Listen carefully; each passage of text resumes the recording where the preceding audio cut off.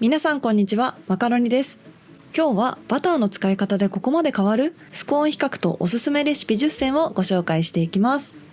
スコーンってバターの使い方で仕上がりが全然変わるのをご存知ですか？今回は冷たいバターと溶かしバターで作ったスコーン、仕上がりがどう違うのかを徹底比較。それぞれの特徴を分かりやすく解説していきます。マカロニで大人気のスコーンのおすすめレシピもご紹介していくので、ぜひ最後までご覧ください。それでは早速仕上がりの違いを見ていきましょう。どちらも同じようなスコーンに見えますが、割ってみるとこの通り。冷たいバターで作ったスコーンは層ができていますが、溶かしバターを使ったスコーンは焼き菓子のような均一な焼き上がりになっています。バターの状態が違うだけで仕上がりがここまで変わるんです。ではそれぞれどんな特徴があるのか見ていきましょう。冷たいバターで作ったスコーンはバターが溶けて層ができるので、サクッとした軽い食感に仕上がります。またバターの層があるおかげでバターの香りとコクをしっかり感じられるリッチな味わいに。本格的な王道スコーンを作りたい方におすすめです。一方、溶かしバターで作るスコーンは全体が均一にまとまり、しっとりした食感に仕上がります。バターが生地全体に馴染むことで優しい味わいになるのも特徴です。混ぜるだけで手軽に作れるので、お菓子作り初心者の方にもおすすめですよ。どちらのスコーンにもそれぞれの良さがあるので、作りたい食感や好みに合わせて使い分けてみてくださいね。それではマカロニで大人気のスコーンレシピをご紹介していきます。本格的なものから手軽に作れるレシピまで幅広く揃っているので、ぜひ最後までご覧ください。